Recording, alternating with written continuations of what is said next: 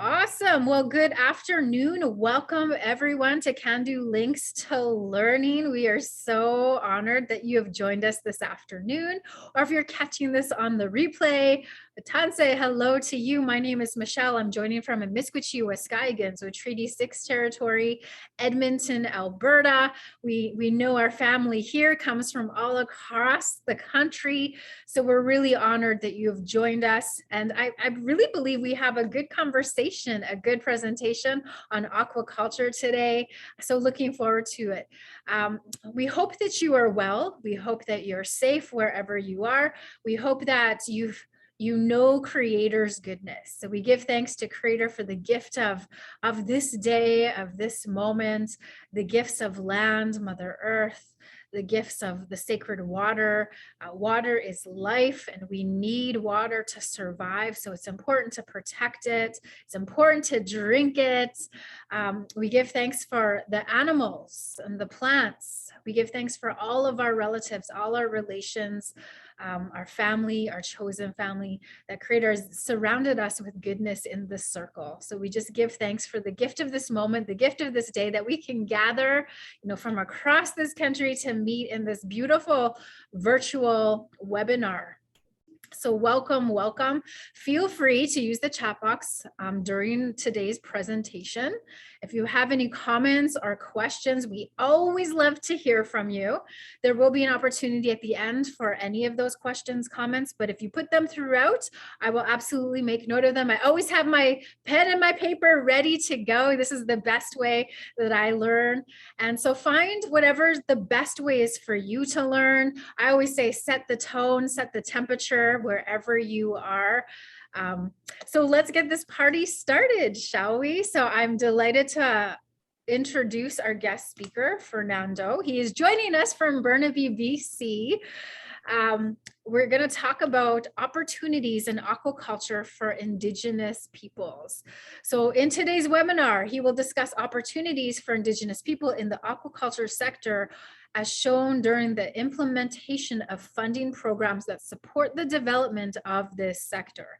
So he will talk briefly on the development of the sector in all regions of Canada and identify the opportunities with the highest potential of success. So really looking forward to it. I was talking earlier about my nephews and how he started.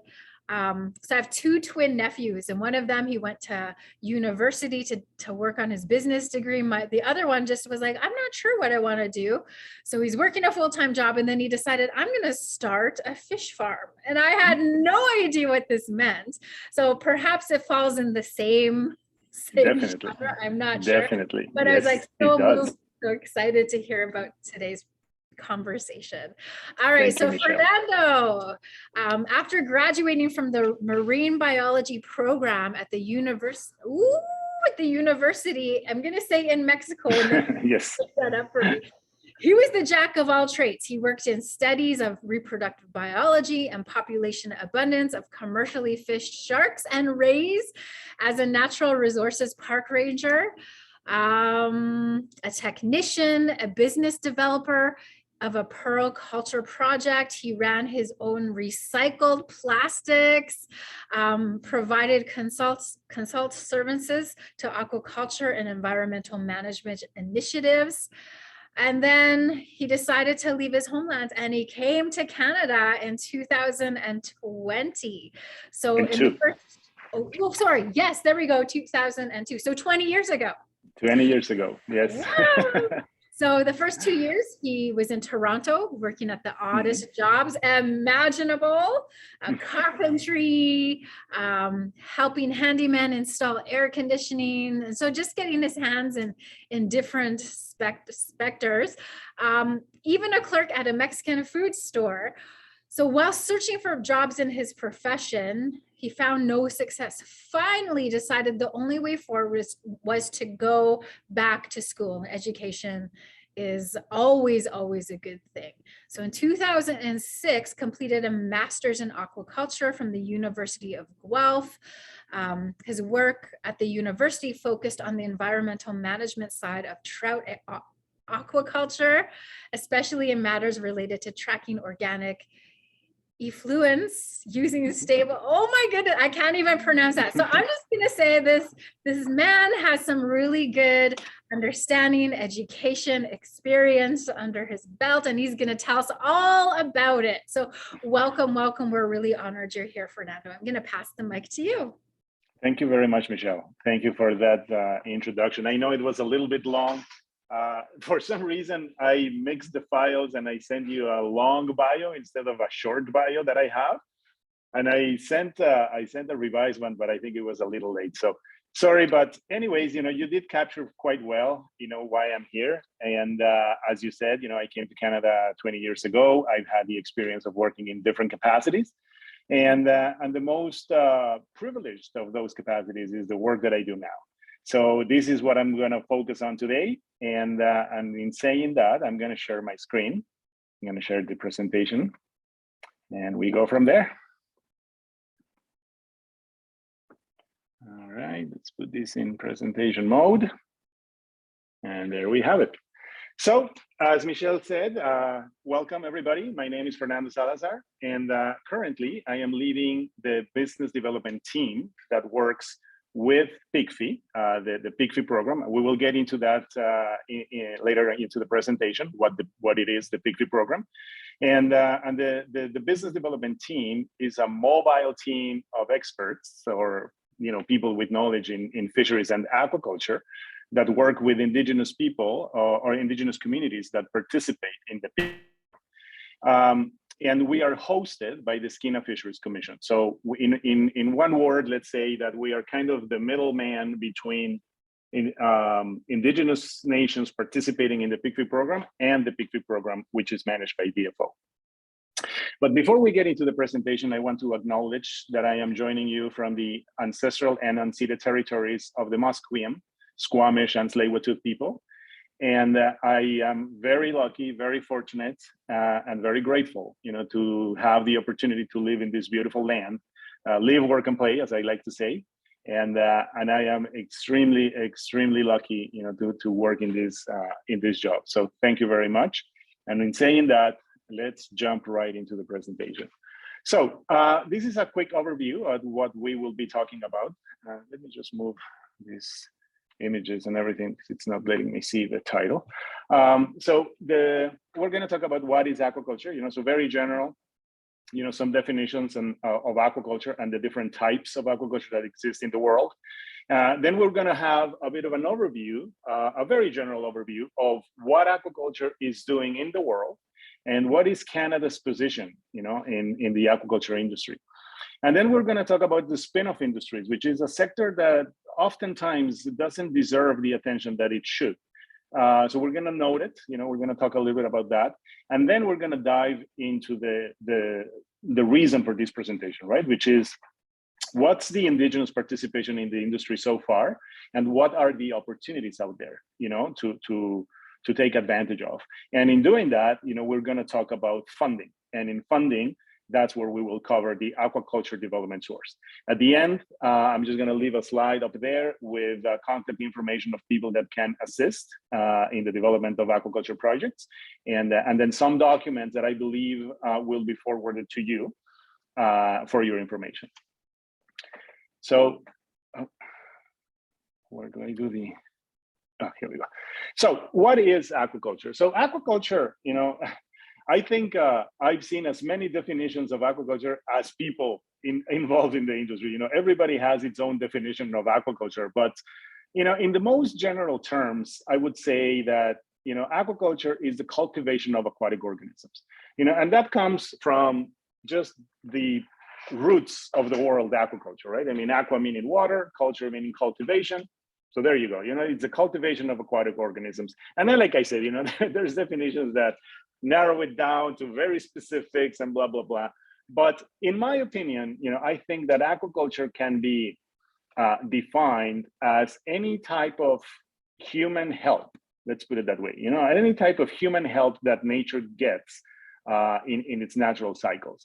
So that means that whenever the humans have some type of interaction in assisting the growth or reproduction of living organisms, aquatic living organisms, then we're talking aquaculture, right?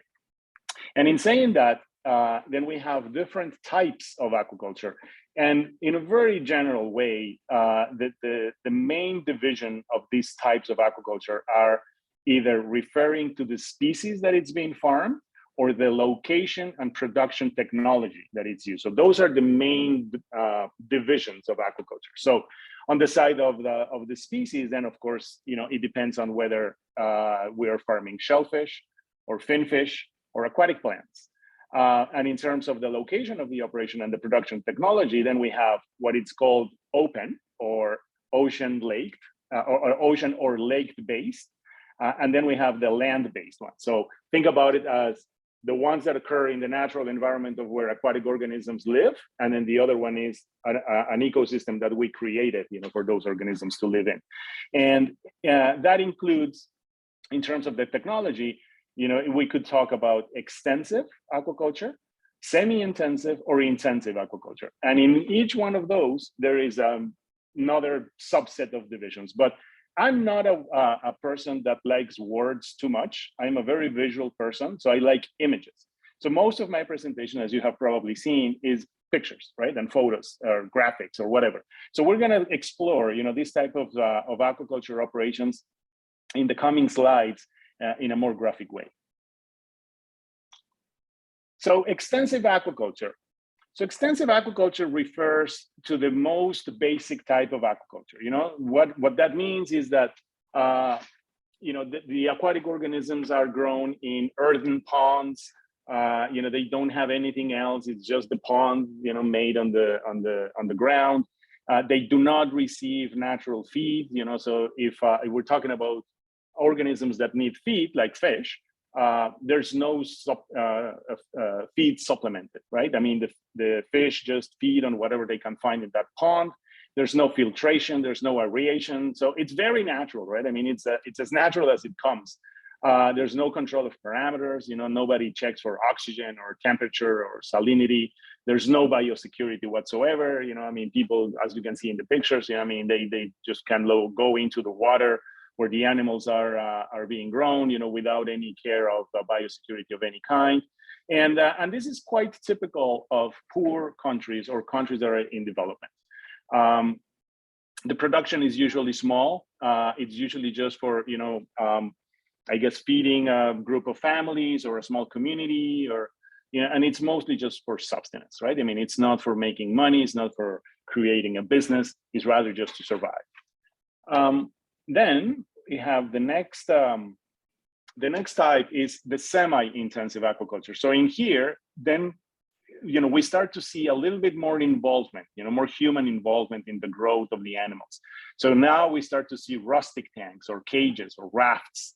Rustic tanks means, they could be an earthen pond, but then they put a liner on it, right? So that just the fact that they put a liner on it, it's becoming a little bit more intensive.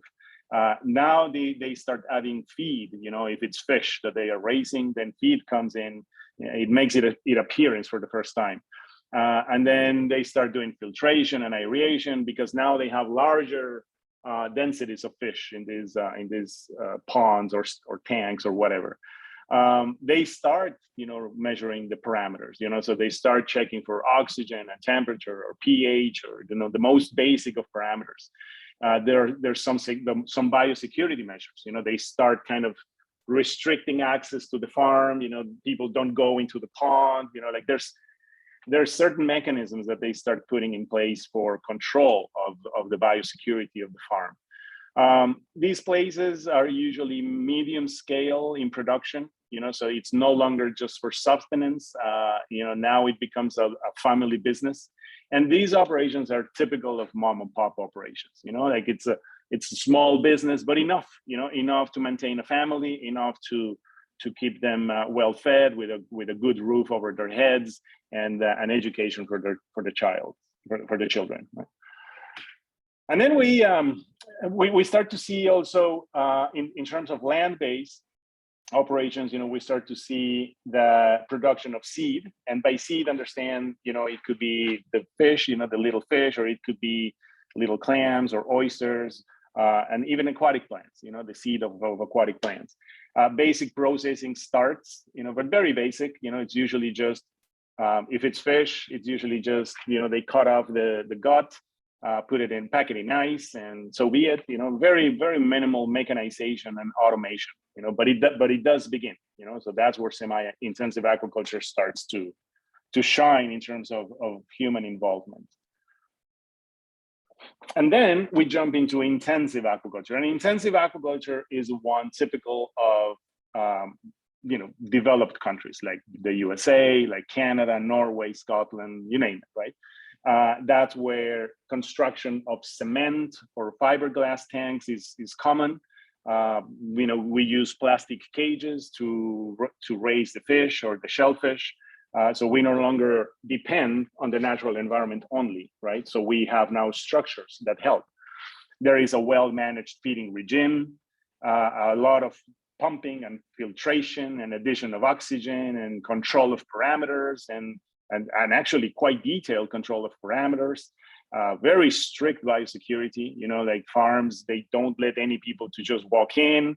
There is I guess a lot of responsibility, in letting people into a farm that has high production volumes, right? And these are typical farms of very high production volumes, right? Because of all the additions, it allows for these ecosystems to produce at very high densities.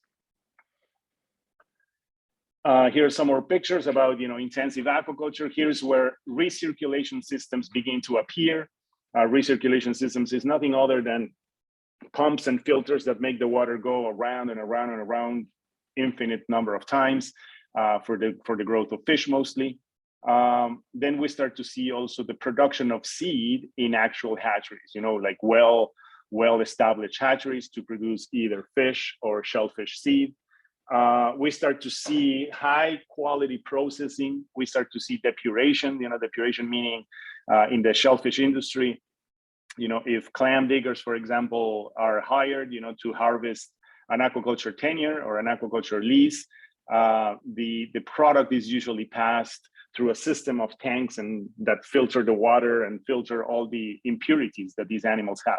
So that's called depuration, and that's where you start to see, those type of operations in intensive aquaculture.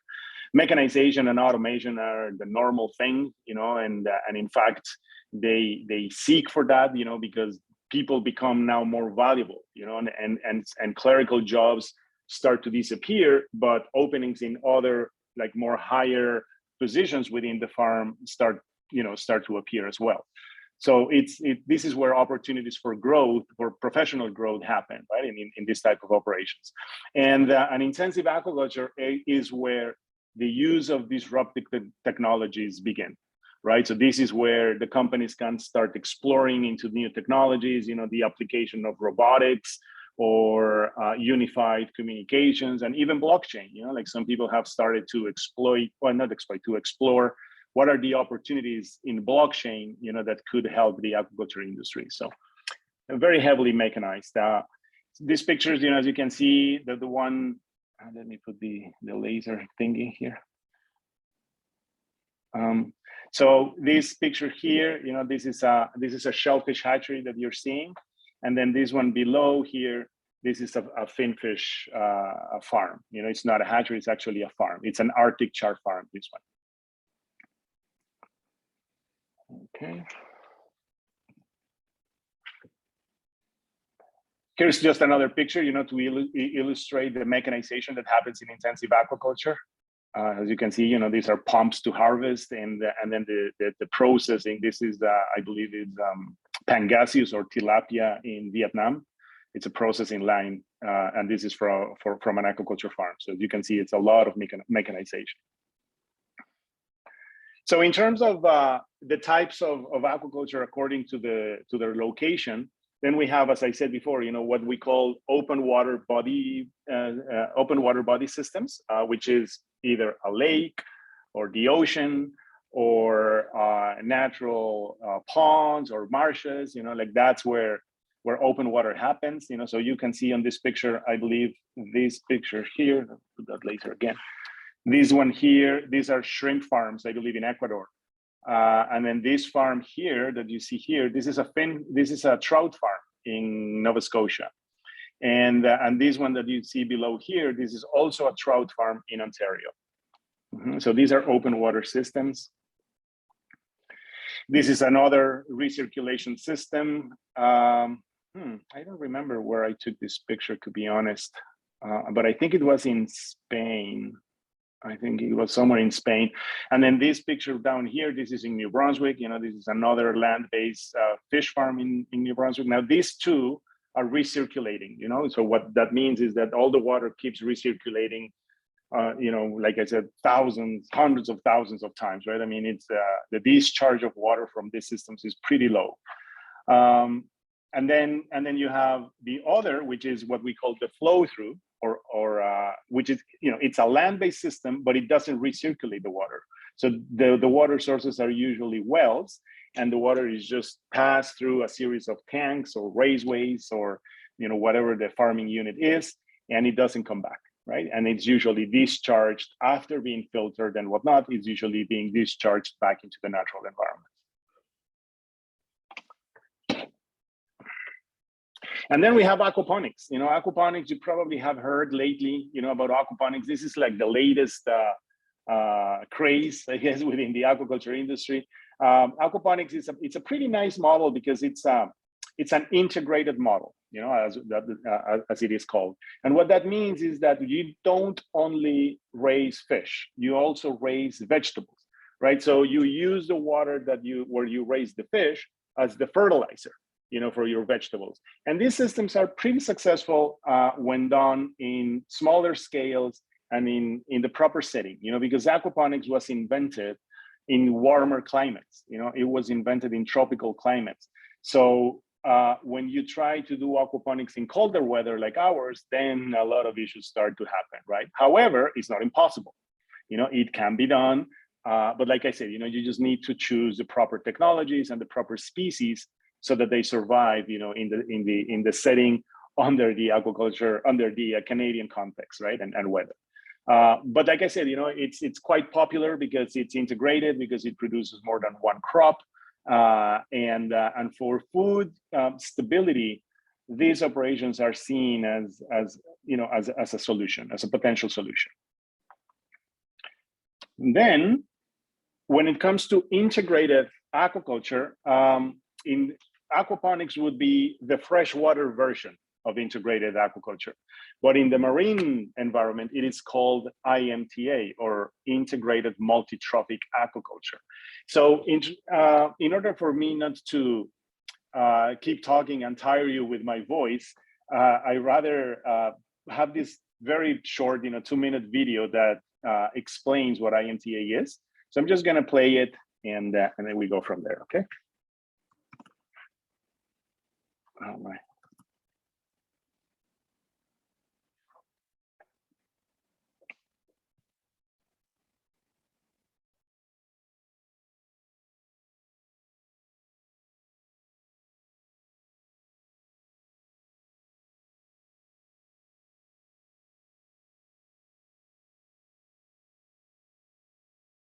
So Fernando, there's no sound.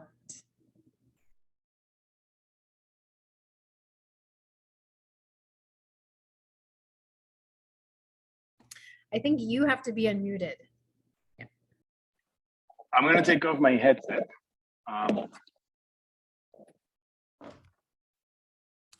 Can you hear me? Yeah. Okay. This should be better. Let's see. I'm gonna rewind it.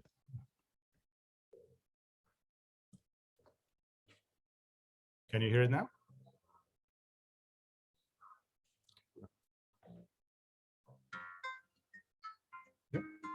Let's have a look at a conceptual IMTA site and see how all the components might fit together. As the water flows through the IMTA aquaculture site, carrying an assortment of natural particles, also known as plankton or cestin, it begins to interact and mix with additional particles and molecules generated from the farming activities within the fish cages. Eventually, this new mixture of cestin exits the fish cage, where some of the particles are removed at the first module of organic extraction. This may be in the form of filter feeders, such as mussels, that are hanging suspended from rafts at the surface. The nitrogen that was added to the system by the salmon in the form of ammonia joins that from the shellfish filter feeders through their metabolic activities while they consume the various particles. The ammonia created by the various animals upstream in the IMTA system is partially taken up by seaweeds, which are grown on long ropes on rafts as well. But of course, there are some organic particles that sink relatively quickly to the bottom after they are produced, and therefore, the design of the IMTA site has to take into account these as well. In this case, the conceptual IMTA site has a series of benthic reefs that contribute a high surface area, resulting in the ability to grow large numbers of organisms that can intercept the organic particles falling to the bottom. By converting these organic particles into a new growth of benthic species, as well as carbon dioxide and ammonia, the organic loading falling to the bottom is substantially reduced. Each of the modular components that make up an IMTA site are designed to fulfill a role in this semi-natural ecosystem, as well as providing an additional form of income for the farmer to allow him to diversify his crops and income streams. Our IMTA team is currently working to develop these modules within an industrial setting so that they can be incorporated into the environmentally sustainable food production systems of the future.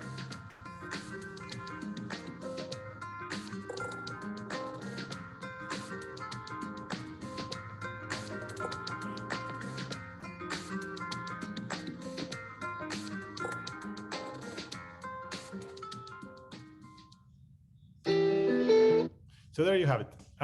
So that's integrated multi-trophic aquaculture. And as I was saying, this is an integrated model that is being seen very favorably right now.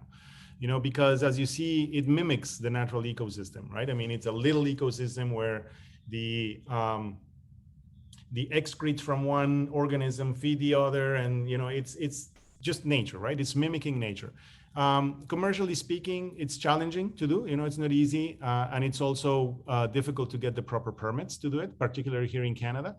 But I think that the industry is kind of moving towards that approach, you know, and so we will see more and more, I think, you know, that obtaining, you know, the type of licenses that will be needed to run an IMTA operation will be more common.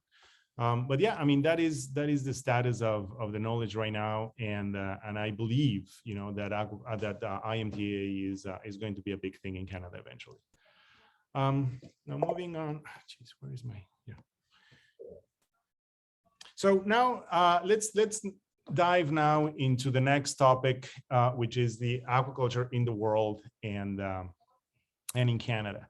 So let me just, I'm going to move here the images. So if you have ever read anything about aquaculture, you've probably seen this graphic.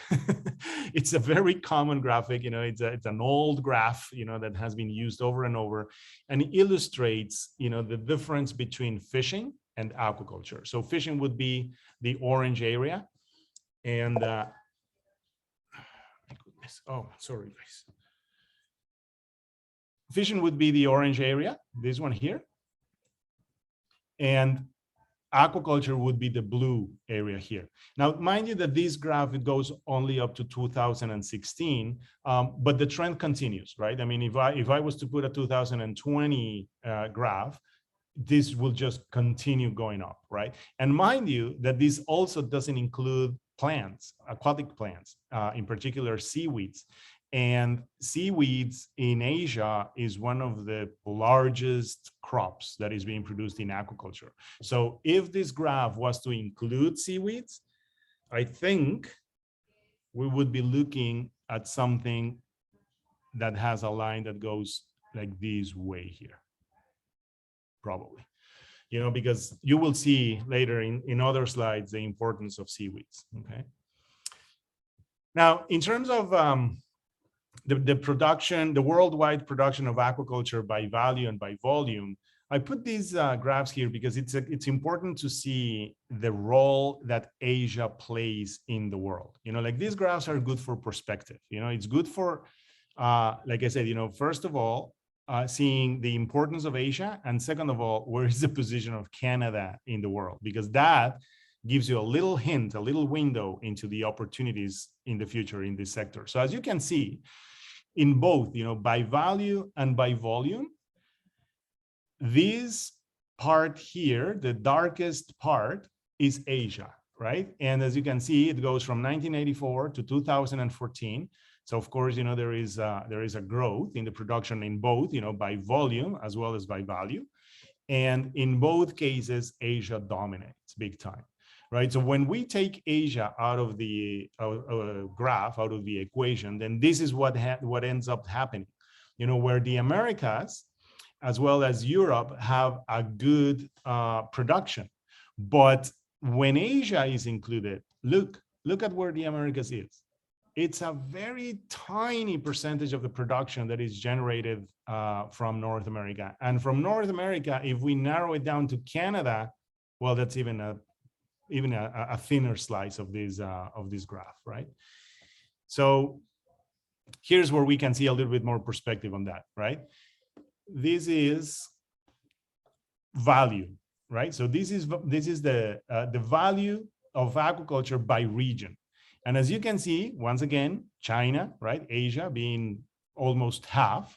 And then of the 23% that includes us, North America, look, North America accounts for only 2.2% of the production value and 1.2% of the volume. It's tiny, this is what shows, and mind you that Canada is a huge country. It's huge with a lot of water, a lot of coast, a lot of fresh water. I mean, the potential for Canada to be a leader in aquaculture is tremendous. And this illustrates it. In terms of species, this is the general breakdown worldwide. How do I move this? I have this header that it's kind of in the middle of my presentation and I can't see. But anyways, same thing, right? I mean, you see here that in terms of species, freshwater fish are a big one because in Asia, freshwater fish is the most important group of species being farmed. And then the rest, as you can see, mollusks, crustaceans, other fish, marine fish. Marine fish is this one here, this pale blue one. Look at how tiny it is as compared to the other groups of animals being farmed. Again, right, I mean, I'm showing you these graphs because it's good perspective to have. And then narrowing down in Canada, in the different provinces of Canada, so this is what we get, So in Canada, we farm about 20 different species of fish and shellfish. And however, even though we have a lot of variety in the number of species that we farm, the most of the production falls in just a few species. Atlantic salmon being the main one, mussels, oysters, trout, like those are the species that dominate, right? And this graph, this map here, I like it because it kind of shows, in which province of Canada happens what, right? So here, for example, Newfoundland and Labrador, you can see there in order of importance, I think it is actually, they have Atlantic salmon. Oh, no, it's not, sorry. It's Atlantic salmon, steelhead trout, cod. Cod is more kind of experimental. I don't think they're doing anything commercial with cod, mussels, clams, eastern oysters. In Nova Scotia and New Brunswick, same thing, Atlantic salmon, rainbow trout, blue mussels, oysters as well. Arctic char in Quebec. Arctic char in Nova Scotia used to be a strong species as well, but it has been declining lately. But in Quebec, Arctic char is a good opportunity. Rainbow trout, brook trout, also mussels and oysters in some regions of Quebec, but not in all of them. Ontario, well, mostly rainbow trout and Arctic char and tilapia. I know that some shrimp farms have started to emerge in Ontario. So those are land-based systems, recirculating systems. I think they're having some challenges, as we would expect, when we try to put an animal to grow in an ecosystem that it's not their natural ecosystem, it's extremely challenging. And for marine species is even more difficult than for freshwater species, right? So shrimp is one that is being done in Ontario, but like I said, you mostly, kind of a pilot project type of style. And then we have Alberta, Saskatchewan, and Manitoba, where the interest is mostly on rainbow trout and tilapia and Arctic char. And then in British Columbia, well, British Columbia Atlantic salmon is the dominant species. But now, with everything that is undergoing right now, with some changes that DFO has mandated and some farms coming out of the water, we don't know what's going to happen, to be honest. But we think that a lot of this production of Atlantic salmon is no longer going to happen.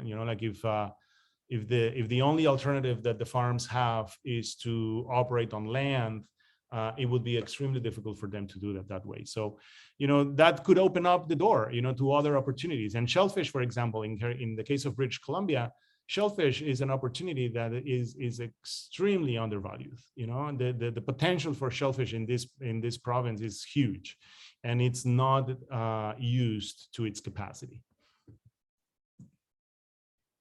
So another one of my pie graphs for perspective, as I like to say, and this is just to kind of position, where each of the provinces stand when it comes to Canadian finfish production. So this one here, in the case of finfish, as I said, BC occupies the majority of the production with 66.3% of the total, the national total. But this might change, right? I mean, this might change depending on what happens after the phasing out of the farms in British Columbia.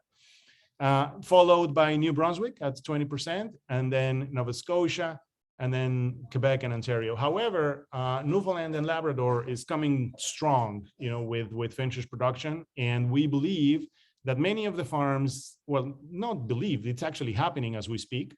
Many of the farms that are being, or the companies, I should say, many of the companies that are being phased out from the farms here are opening up shop in Atlantic Canada. So they're starting moving back to where these fish belong, right? And then in terms of shellfish production by value, then things kind of switch a little bit, and now PEI becomes the main producer by value, mostly because of the mussel industry that they have in PEI, which is pretty strong.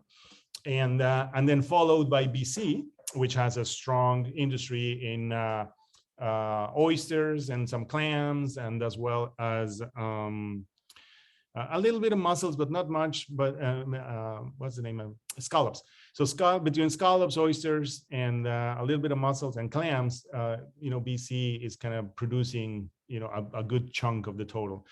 Followed by New Brunswick and Nova Scotia, same species. Oysters, mussels, and clams is usually the majority species that are being farmed in Canada.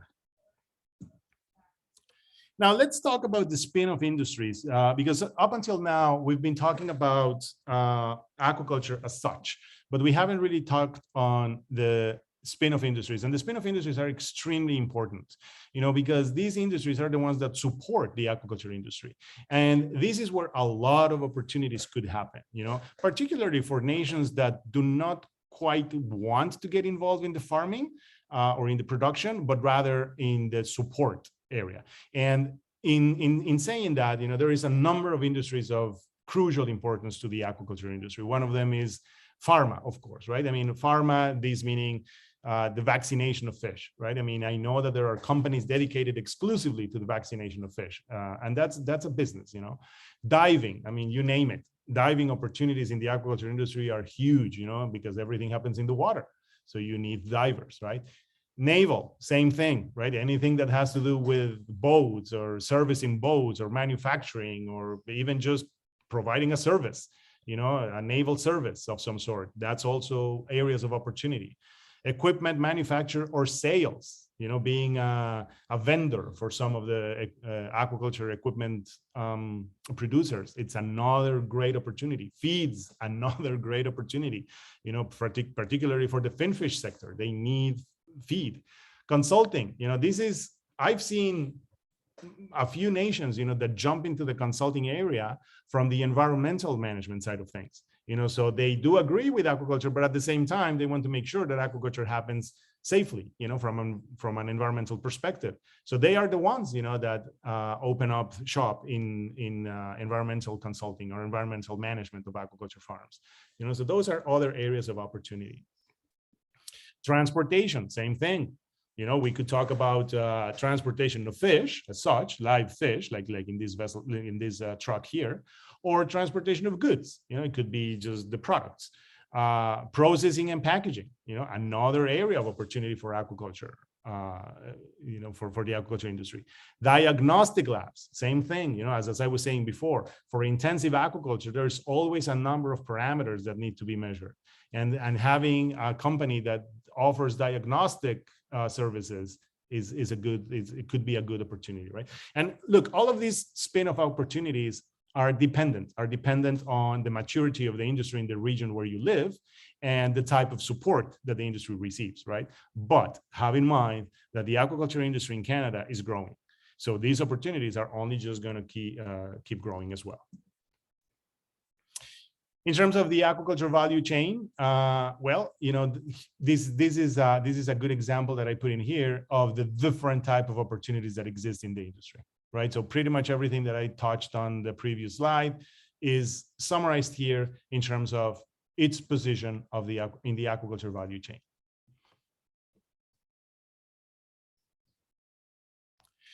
And now, you know, jumping into the participation of Indigenous peoples in aquaculture, this is where the opportunities lie. You know, I mean, as you can see from this slide, as of today, you know, the calculation, a very rough, you know, and general calculation of the participation of Indigenous people in aquaculture based on the number of licenses in existence comes to about 17% only. And most of those licenses are shellfish licenses, you know, so that kind of tells you two things mostly, you know, that most of the interest from Indigenous people in aquaculture is in shellfish, and that their participation is minute and it needs to grow, and it can grow, right? As in the last reports that I read, it said that over 50 Indigenous communities were involved in the sector in 9 out of 10 provinces, but this number is a gross underestimation. You know, recent calculations show that this number may actually be more than double the actual number. Now, I don't know. I know that this is something that the Assembly of First Nations was undertaking. I don't know if they have published the results, but I do know that the participation is more than 50 communities. This is just what it's shown in one of the documents that you will get. But that document needs to be updated, right? So just a little note there. Now, in terms of future opportunities, you know, the calculation that the Canadian Aquaculture Industry Alliance did in 2017 in terms of opportunities for Indigenous people, they calculated, you know, that in the different sectors, finfish and shellfish, there is an opportunity to generate about 3,480 jobs that earn about $170 million within the next 5 years, and 8,230 additional jobs in the industry, earning over $410 million combined within the next 10 years. Like these are true projections, you guys. You know, this is something that the Canadian Aquaculture Industry Alliance did with consultants and whatnot. So, you know, these are not wishy-washy numbers, right? I mean, these are numbers that are based in science and real data. So then, you know, now we're going to talk a little bit about the participation of Indigenous people since 2010 as a result of the support from the different funding programs that exist.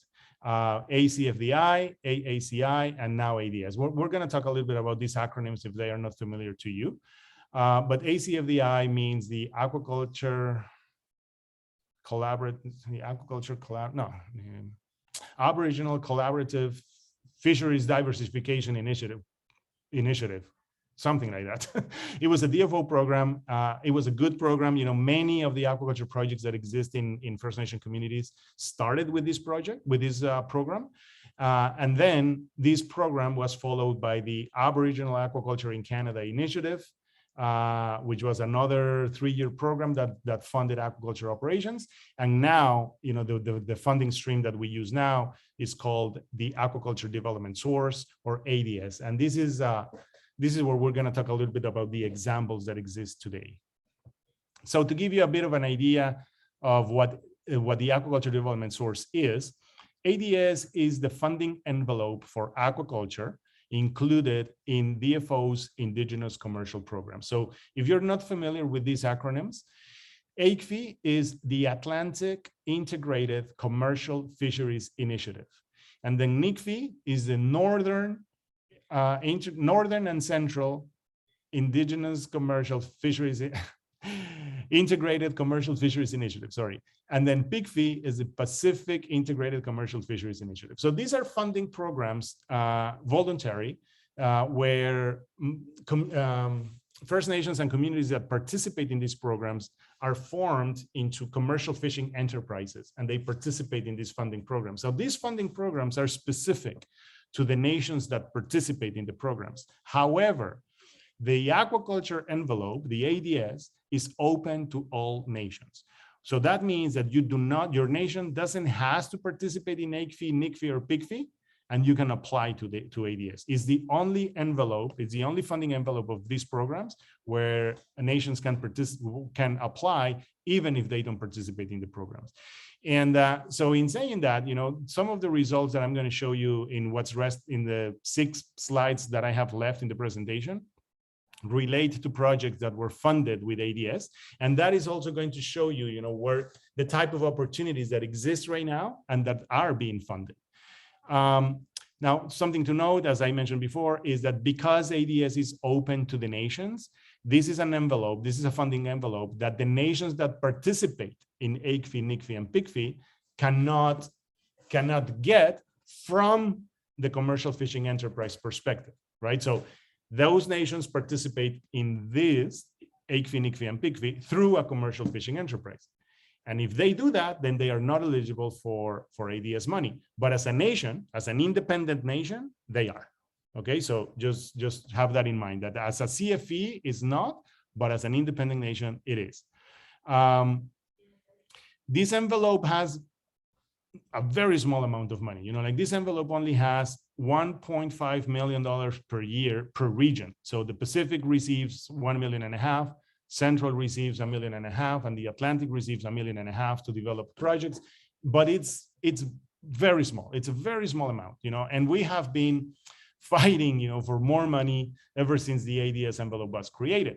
And we have been justifying it. We have been justifying that we need more money. And these tables below show that.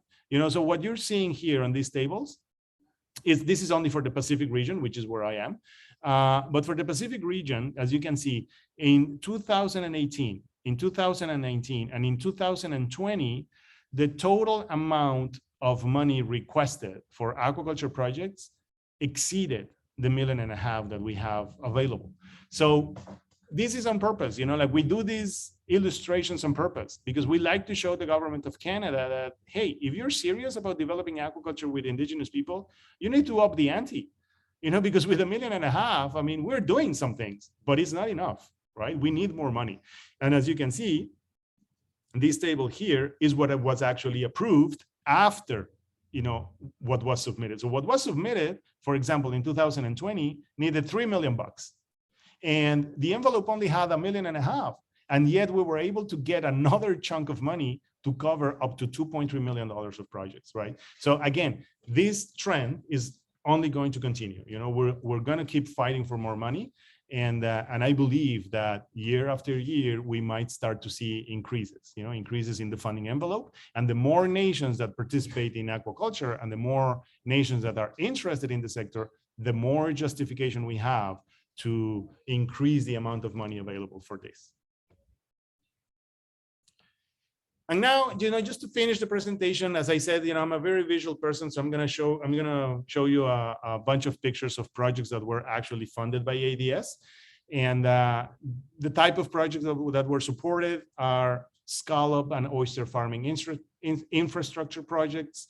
The purchase of a Flopsy, if you don't know what a Flopsy is a system that kind of makes shellfish seed grow faster. Infrastructure for land-based fish farms and hatcheries as well, was supported. Acquisition of vessels and work trucks is also supported. Infrastructure for kelp farming. Kelp farming has a lot of potential, and you will see that when we talk a little bit about the documents. And then general innovations and improvements was also the type of projects that were supported. So now I'm going to show you some pictures. This is a scallop farm here in BC. You know, it was supported by giving them some equipment to improve their operations. This is an oyster farm also here in BC. Another oyster farm also here in BC that was given some support, mostly with infrastructure, you know, so cages and vessels and nets and those type of things. This is the Flopsy, you know, so the Flopsy is, like I said, it's a system where you put in the little seed, you know, the tiny little ones, clams or oysters or whatever it might be. And then the system kind of makes water, you know, bubble up and recirculate, and it injects, you know, fresh oxygen and nutrients from water that pulls from the bottom. It mixes it all in a nice soup, and it makes, you know, it makes the seed grow faster. So this was another, you know, type of projects that were supported here in BC. Some vehicles, you know, some vessels and some vehicles for farms. It's also type of project supported. Some land-based farm infrastructure. You know, this is a trout farm here in BC. You know, it's Indigenous owned. Everything is Indigenous owned. Everything you see here is Indigenous owned. You know, little trout farm that is supported. You know, we're giving them money to kind of rehabilitate all of the farm. This is a tilapia farm also here in BC that was being supported by providing this raceway here that you see. And so, yeah, so, you know, when we talk about opportunities in aquaculture, it's such a vast topic, and it's so dependent on the region and the location where you are, that it's quite difficult, you know, to try and find a one size fits all kind of shoe. You know, so what we have right now, we have done a few documents, you know, like this document here, for example, the opportunities for Aboriginal aquaculture in Atlantic Canada. It's a document that was put together by the business development team, aquaculture advisors of Ulnuweg, which is in Atlantic Canada. But they did it in 2016, so it needs a little bit of a refresh. This one here in the center is the one that I made for BC. Here with the business development team here. We put this one together in 2019. So this one is the most recent of them all. And this one, you know, kind of pinpoints some of the opportunities that are quite, you know, ripe, you know, for the take. And then this one here is the economic opportunities for Aboriginal aquaculture in Canada. This was a report that was done by a group of consultants, but that was made in 2015. And this is the document that shows what I was telling you before about only 50 nations participating in aquaculture. But yeah, that was back then, right? Now it needs updating, and we are in the process of updating this document this year. So whenever it's ready, I will forward it to Elizabeth. And then, you know, if Elizabeth wants to distribute it to the people attending here, or put it up, you know, for download in the website, by all means, right? I mean, I'm going to make sure that you receive copies of the revised version of this, as well as that you get copies of these documents that we have right now. The contact information, this is mine, you know, so this is me. If you need to contact me to talk about aquaculture opportunities in BC, by all means, you know, reach out anytime you want. If you are located in central Canada, so anything from Alberta, Saskatchewan, and Ontario, then you would need to connect with Nicholas Huber, which is the aquaculture officer for the Wabitec Business Development Corporation. And he can help you. You know, these people here that are shown here is the people that can help you with ADS applications. And for Atlantic Canada, there's two aquaculture advisors and they cover everything, you know, from New Brunswick, I think a good chunk of Quebec as well, and the Gaspé Peninsula of Quebec, New Brunswick, and all of Atlantic Canada, you know, so New Brunswick, Nova Scotia, PEI, Newfoundland and Labrador, all of those are covered by these two guys. Okay, so that is it, I believe. Yeah, thank you. And questions. So I'm going to leave this one here, you know, just so that you can copy the information. Of course, you have the presentation, I believe, in your files, but yeah, I mean, if you need anything, this is the contact information of the people, and hopefully we can hear from some of you. Okay, well, thank you, Fernando, so much. Unfortunately, we're out of time. So no questions, but he did leave his contact information. So anyone who does have any questions, like, feel free to shoot him an email. We appreciate you. Like, you've totally demonstrated how this is very much a growing industry. You know, I think that one slide, 2016, like the revenue in the aquaculture was like, I think 1.3 billion. And so, you know, this is perhaps a good sector to get involved in, to put energy into. So thank you so much for your very, very thorough presentation. I know in the chat box, we did have a gentleman, he had to leave early, but John was saying great presentation and very comprehensive. And I would agree to that as well. So we thank you so much for all of your knowledge that you brought around this. Yes, and you will receive this deck via email. Elizabeth will send it out to you. I think you have to request it though. So just shoot her an email to ask for this and it will be made available to you. And so yes, take note of Fernando's information and thank you all for joining. Fernando, it's been really great to have you a part of this webinar. Thank you for guiding us. So take care.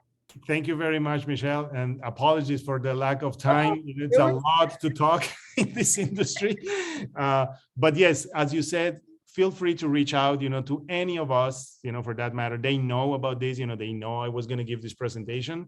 So reach out anytime, okay? And we will be happy to talk to you. Thank you. Thank you very much, everybody. Peace, everyone. Thank Have you. a good Bye-bye. rest of the Tuesday. Thank you. You as well. Thank you very much.